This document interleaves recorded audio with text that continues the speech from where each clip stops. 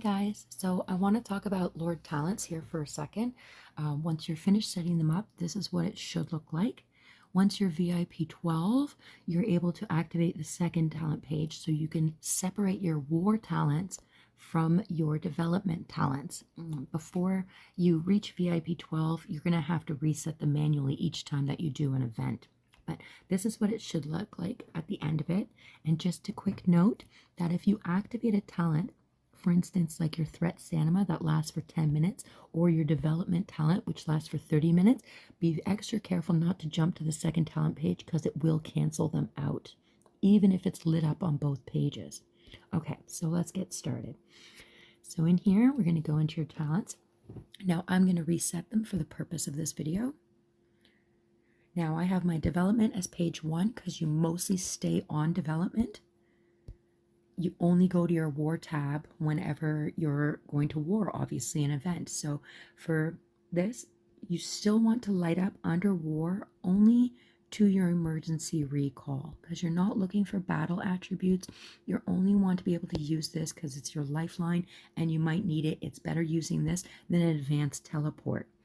So then you're going to go into your economy and start lighting them up.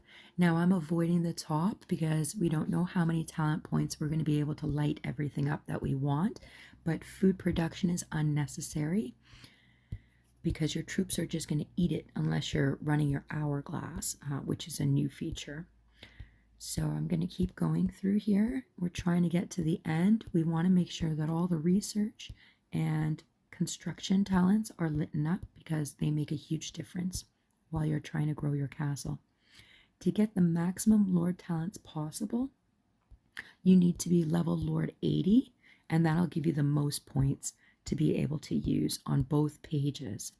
Okay, I'm going to skip the silver gathering just to see how far I can go, and then I can re-add them. So once you've got that done, now you're going to go into your balance, and you want to be able to light these up. Now, because it's not war, it's development, you can avoid your hospital. You can keep going here. Training speed is most important. The training capacity doesn't really matter because you never want to exceed 24 hours of training in a day. And the reason that is because if you do, you won't be able to collect your daily free speeds and rewards. This here from your daily quest, you won't be able to get these speeds and they add up within the month. So it's important to try to complete those every single day.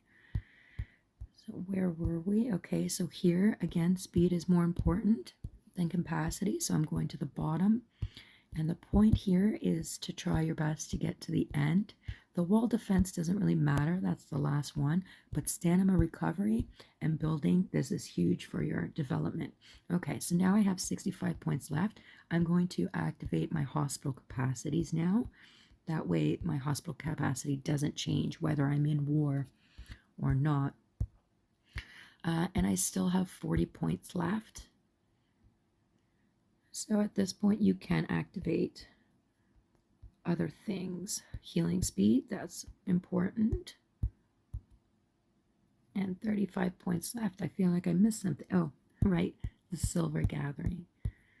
The only time I actually gather is literally with my instant gather, unless it's iron now that that new pet is out. So there's 15 left. I'll do the trading capacity only because during training day, it will make a bit of a difference, but it really doesn't matter, honestly. So then now we're going to do our war. So again, we're starting with 507. And we're going to go into our war. And now the thing with war is you want to activate everything that you're going to need, but only what you're going to need. So infantry you're going to need, and then my castle is cavalry. So I'm only going to do my cavalry to get to the other end. Here we do both. And these attributes are really very little. Like if you click on any one of them here, you get 1% for 10. So this is only going up 10%. I'm going distance because artillery is irrelevant. They're obsolete. They should really change that in the game. So we're going to get through here.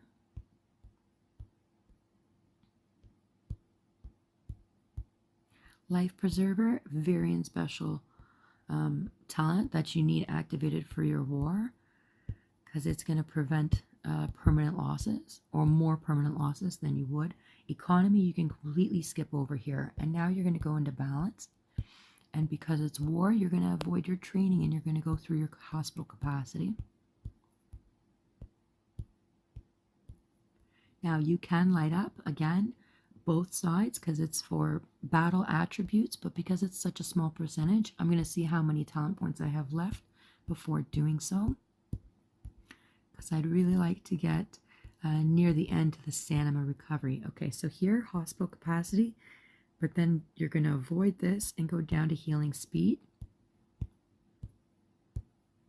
Again, I'm going to skip these two because I want to get to the stamina. Stamina is one of the most expensive things in the game. You can never have too much of it, and that's where I cut out. So I'm going to leave the other ones out because, like I said, it's just too small to make a difference, and I prefer to have my stamina. Okay, so that is your Lord talents set up.